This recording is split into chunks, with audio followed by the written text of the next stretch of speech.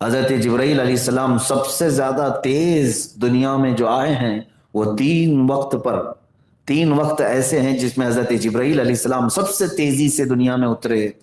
ان میں سے ایک وقت جب حضرت یوسف علیہ السلام کو ان کے بھائیوں نے کنویں میں ڈالا تھا، اور دوسرا وقت حضرت اسماعیل علیہ السلام کی گردن پر جب حضرت ابراہیم نے چھری رکھ دی تھی، اور تیسرا وقت یہ ہے جب حضرت ابراہیم علیہ السلام کو باطل جماعت نے آگ میں جھونک دیا تھا، تو آگ میں آپ کے گرنے سے قبل حضرت جبرائیل آ گئے، سیدنا ابراہیم علیہ السلام کو ختم کرنے کے لیے سب سے بڑی آگ جلائی، یہ سب کو پتا ہے، اور اتنی بھیانک آگ لگائی کہ اس کے شعلے آسمان تک پہنچ رہے ہوں، اس کی گرمی کافی دور تک، یہاں تک کہ کوئی قریب نہیں جا سکتا تھا، اگر کوئی پرندہ بھی ہوا میں اڑتا اس آگ کے آس پاس تو جل جاتا تھا۔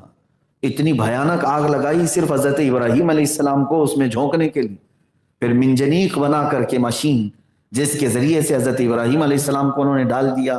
یہی باطل سمجھتا ہے ہر زمانے میں کہ حق کو ہم نے سرے سے ختم کر دیا، اس کو آگ میں جھونک دیا، آگ میں ڈال دیا۔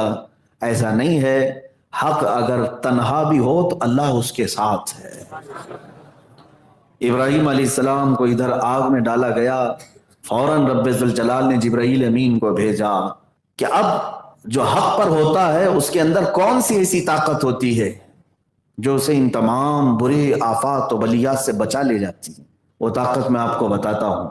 جبرائیل امین آئے، پوچھا الک حاجت یا خلیل اللہ، اے اللہ کے خلیل کوئی حاجت ہے تو بتا دے، مجھے اللہ نے بھیجا ہے۔ حضرت ابراہیم علیہ السلام نے کیا کہا؟ ہاں حاجت تو ہے لیکن آپ سے نہیں، اللہ رب العزت سے۔ یہ جو توکل اور ایمان ہے اللہ کی ذات پر، یہی حق جماعت کو ہمیشہ غالب کرتا ہے۔ آپ سمجھ میں آئے؟ حق اور باطل کے درمیان جو خط امتیاز ہے، فرق پیدا کرنے والی چیز وہ اللہ کی ذات پر توکل، اور ہم مومنین کے لیے اس کے بعد رسول پاک کی بے پناہ محبت۔ یہ 2 چیزیں جس کے سینے میں آئی، یوں سمجھ لیں کہ وہ حق اور باطل کے درمیان فرق کر دے گا، اور ہمیشہ اللہ رب العزت اسے نصرت و فتح کی طرف لے جائے گا۔ ابراہیم علیہ السلام کو آگ میں جھونک کر کے انہوں نے یہ سوچا حق ختم ہو گیا؟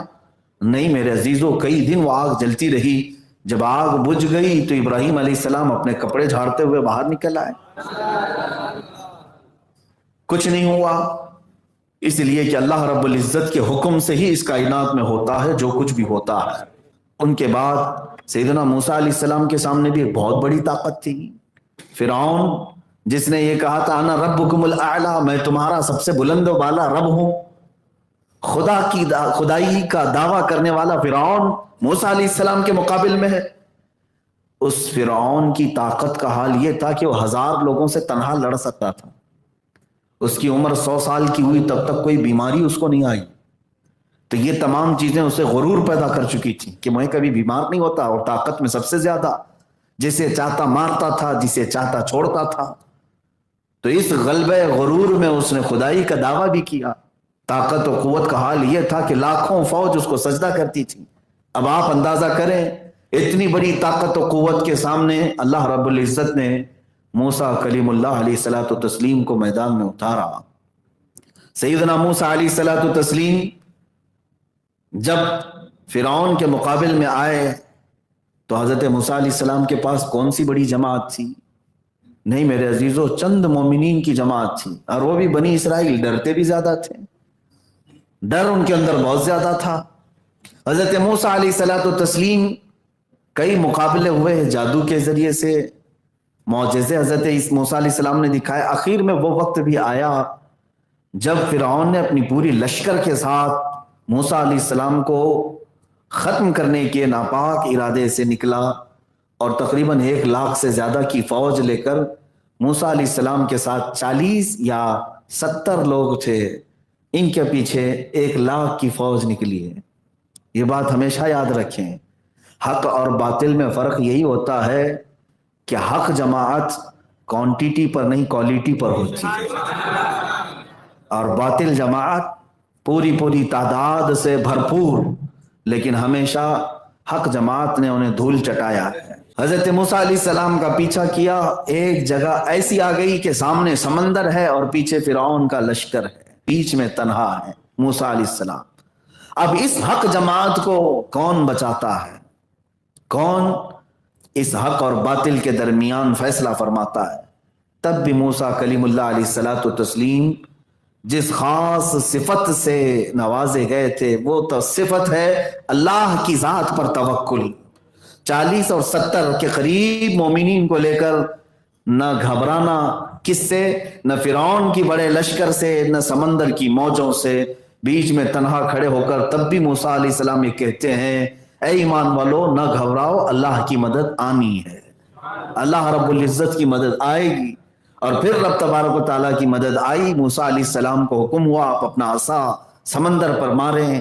آپ نے سمندر پر عصا مارا تو 12 راستے نکل آئے۔ آپ ان راستوں پر چلتے ہوئے دوسرے جانب نکل گئے۔ فرعون اور اس کے لشکریوں نے دیکھا کہ ہم بھی اسی طرح سے نکل جائیں گے، یہ سوکھے راستے ہیں۔ فرعون نے اپنے لشکریوں کو ان راستوں پر ڈالا تو اللہ تعالیٰ فرماتا ہے فَغَشِيَهُم مِّنَ الْيَمِّ مَا غَشِيَهُم، تو اللہ نے حکم فرمایا سمندر کو جیسا تھا ویسے ہی ہو جا اپنی موجوں کے ساتھ، تو سمندر نے انہیں ایسا ڈھانک لیا کہ کوئی انہیں دیکھ نہ سکا۔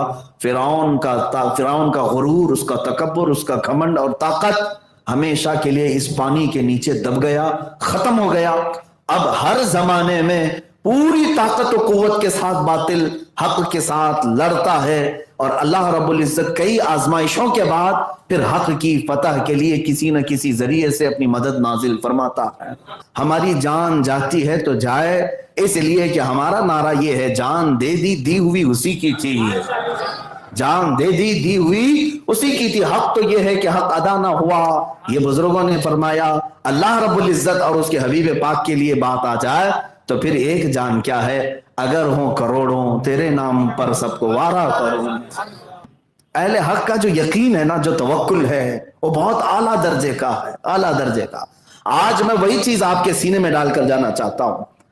آپ کو جب یہ یقین ہے کہ اسلام ہی سچا ہے، میرے نبی کی ذات ہی سچی ہے، تو پھر یاد رکھنا ہر خطرے سے تم نپٹ سکتے ہو، آندھیوں کا رخ موڑ سکتے ہو، طوفانوں کے منہ کو موڑ سکتے ہو، لیکن یقین ہو کہ میرا دین سب سے سچا ہے اور میرے نبی کی ذات سب سے سچی ہے، اور اللہ رب العزت پوری کائنات کا پیدا کرنے والا ہے، اسی کے دست قدرت میں ساری ملکیت ہے۔ وہ اگر چاہے تو آگ کو جلانے کا حکم دے، وہ اگر چاہے تو سمندر کو غرق کرنے کا حکم دے، اور اگر وہ حکم نہ کرے تو نہ چھری چلتی ہے، نہ آگ جلاتی ہے، نہ سمندر ڈبوتا ہے، اگر اللہ کا حکم نہیں آیا۔ بعض لوگ یہ کہتے ہیں کہ یہ چیزوں کی فطرت ہے، جیسے آگ کی فطرت ہے جلانا، چھری کی فطرت ہے کاٹنا، پانی کی فطرت ہے غرق کرنا، ہم بھی مانتے ہیں یہ ان چیزوں کی فطرت ہے، لیکن ان کے اندر تاثیر دینے والا ہوت کون ہے؟ اللہ رب العزت ہے۔ آگ کے اندر گرمی کی تاثیر اللہ رب العزت نے دی، چھری کو کاٹنے کی تاثیر اللہ نے دی ہے، پانی کو غرق کرنے کی تاثیر اللہ نے دی ہے، اور اگر وہ رب ذوالجلال نہ چاہے تو یہ چیزیں کچھ نہیں اثر کر سکتی، کچھ نہیں ہے۔ اس کی مثالیں ہمارے پاس موجود ہیں کہ ہم دور کیوں جائیں، ہندوستان کی سرزمین پر سلطان الہند معین الدین غریب نواز رضی اللہ تعالیٰ جب اجمیر کی سرزمین پر آپ کا بول بالا تھا، اور کفار و مشرکین نے اس وقت بھی آپ کے لیے بڑی مصیبتیں کھڑی کر رکھی تھیں، کیا کیا چیزوں سے نہیں پریشان کیا، پانی بند کر کے پریشان کیا، آپ کے اوپر آگ پھینک کر کے، کبھی پتھر برسا کر کے، کبھی جادو کے ذریعے سے بہت سارے حملے کر کے انہیں دیکھا کہ حق جماعت کو پنپنے نہ دیا جائے، لیکن وہ کچھ نہیں کر سکے، یہاں تک کہ 800 سال کے بعد بھی اس غریب نواز کو اجمیر سے نہیں باہر کر سکے۔ الحمدللہ سرکار غریب نواز رضی اللہ تعالیٰ عنہ کو اللہ تعالیٰ نے حق کا سفیر بنا کر کے بھیجا، اور میرے مصطفیٰ کریم صلی اللہ علیہ وسلم کی محبتوں کا امین بنا کر بھیجا۔ آپ کے ساتھ بھی ایک معاملہ ایسا پیش آیا کہ آپ گزر رہے تھے اور آگ کے پجاری آگ جلا کر کے ہون کر رہے تھے۔ ہاں، بعض لوگوں کے نزدیک یہ اگنی پوجا بھی تو ہے، اور وہ آگ کو اپنا دیوتا بھی سمجھتے ہیں، ماں بھی سمجھتے ہیں، اور کیا کیا سمجھتے ہیں واللہ اعلم۔ آگ کو بھی اپنا دیوتا سمجھتے ہیں کہ ٹھیک ہے آگ بھی ہمارا خدا ہے۔ خدا اپنے بندے سے محبت نہ کرے تو پھر کون کرے؟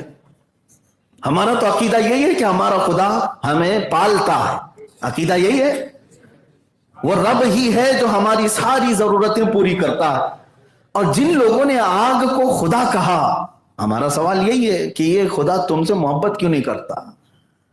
تو حضرت غریب نواز کا بھی سیدھا سا سوال تھا، لاجک یہی کہتی ہے، آگ کی پوجا کرتے ہوئے بیٹھے ہیں، کافی دیر سے ہون چل رہا ہے، تو اس پنڈت کے سامنے حضرت غریب نواز نے یہ کہا کہ یہ خدا ہے تمہارا، کتنے سال برسوں سے یہ جل رہا ہے، اس کو بجھنے نہیں دیا، ہم نے بجھنے نہیں دیا، رات بھی دن بھی یہ جاری ہی رہتی آگ۔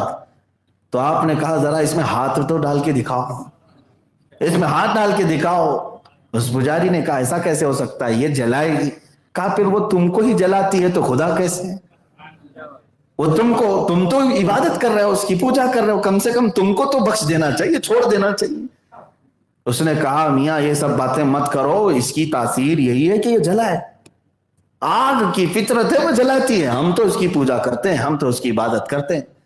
حضرت غریب نواز رضی اللہ تعالیٰ عنہ نے فرمایا پھر یہ کیسا خدا ہے جو تم پر بھی رحم نہیں کرتا؟ میرا خدا تو مجھ پر رحم فرماتا ہے، میرا رب مجھ پر رحم فرماتا ہے، میں بھوکا ہوں تو کھلاتا ہے، میں کمزور ہوں تو طاقت دیتا ہے۔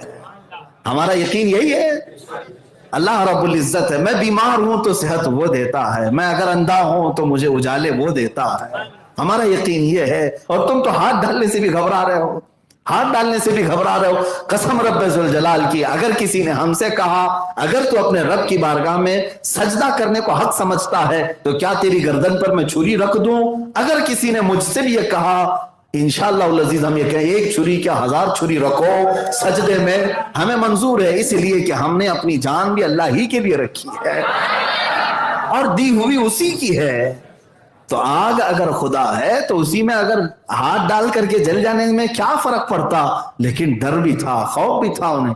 اور اس کے بعد کہا یہ درویش آیا ہے، فقیر آیا ہے، منطقی باتیں اور فلسفی باتوں سے ہمارے پجاریوں کو بہکا رہا ہے۔ اس پنڈت نے کہا اچھا تم جو اس طرح سے فلسفی باتیں منطقی باتیں کر کے ہمارے لوگوں کو گمراہ کر رہے ہو تو کیا تمہارا یقین نہیں ہے کہ آگ جلائے گی؟ آگ نہیں جلائے گی؟ حضرت غریب نواز نے کہا اگر میرا مولا نہ چاہے تو نہیں جلائے گی، میرا رب نہیں چاہے تو نہیں جلائے گی، تیرا تو ڈائریکٹ خدا یہی ہے۔ تو اس نے کہا کہ تم ہاتھ ڈال کر کے دکھاؤ۔ اس پجاری نے کہا تم ہاتھ ڈال کر کے دکھاؤ۔ حضرت غریب نواز رضی اللہ تعالیٰ عنہ نے ہاتھ کیا، وہ پنڈت جو اگنی ہون کر رہا تھا اس کی گود میں ایک 1.5 سال یا 2 سال کا بچہ تھا، اس بچے کو اٹھا لیا اور ہاتھ نہیں بلکہ خود چل کے اس میں چلے گئے، چل کے چلے گئے، اندر چلے گئے، اور بچہ بھی گیا پنڈت کا، غریب نواز بھی چلے گئے۔ اب یہاں پر شور مچ گیا، یہ آگ کافی بڑی ہوتی تھی اور ایک ہال میں جلائی جاتی تھی جس کی پوجا ہوتی تھی، تو وہ چیختے چلاتے لوگوں کو جمع کیا کہ یہ جو مسلمان آیا ہے گیا تو گیا، میرے بچے کو بھی لے گیا، اور آگ میں پتہ نہیں کیا ہوا نظر بھی نہیں آ رہا ہے اندر۔ لوگ ادھر ادھر سے سب جمع ہوئے، کئی پنڈت آئے، کئی لوگ آئے۔ اب خدا کو یا تو بجھانا پڑے گا یا تو پھر کوئی دوسرا اس میں داخل ہو کے اسے نکالنا پڑے گا، دوسرا تو آئے گا نہیں۔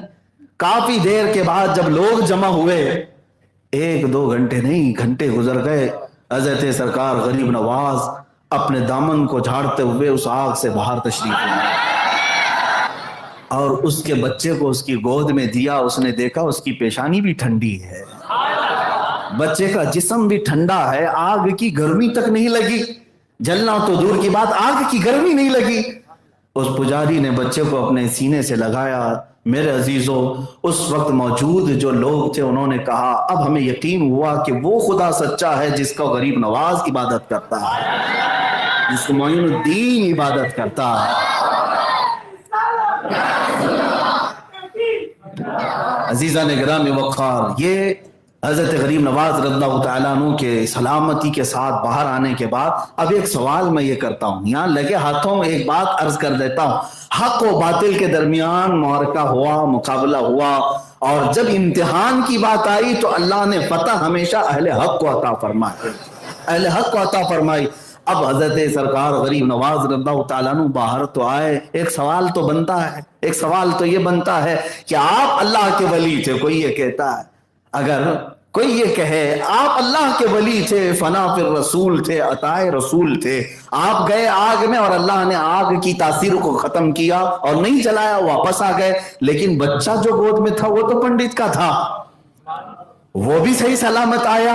میرے عزیزو، اب یہاں پر ہم ان منکرین وسیلہ کو جواب دیتے ہیں جو کہتے ہیں وسیلہ نہیں لینا چاہیے۔ ظالموں، یہاں بتانا یہی مقصود ہے کہ بچہ چاہے کسی کا ہو، یہ دیکھو کہ دامن کس کا لگا ہوا ہے۔ غریب نواز کی گود سے اگر کسی اور کا بچہ بھی لگ جائے تب بھی اللہ تعالیٰ اسے آگ سے محفوظ کرتا ہے۔ یہی تو ہمارا عقیدہ اہل سنت و جماعت کا، اور اسی بنیاد پر ہم بزرگوں سے قریب ہوتے ہیں اور ان کے درباروں سے وابستہ اسی لیے ہوتے ہیں۔ ہم نکمے صحیح، لیکن ہمارے سرکار، ہمارے آقا یہ بڑے بلند مقامات والے ہیں۔ اعلیٰ حضرت نے بھی تو یہی فرمایا، کیسے آقاؤں کا بندہ ہوں رضا، کیسے آقاؤں کا بندہ ہوں رضا، بول بالے میری سرکاروں کے ہیں۔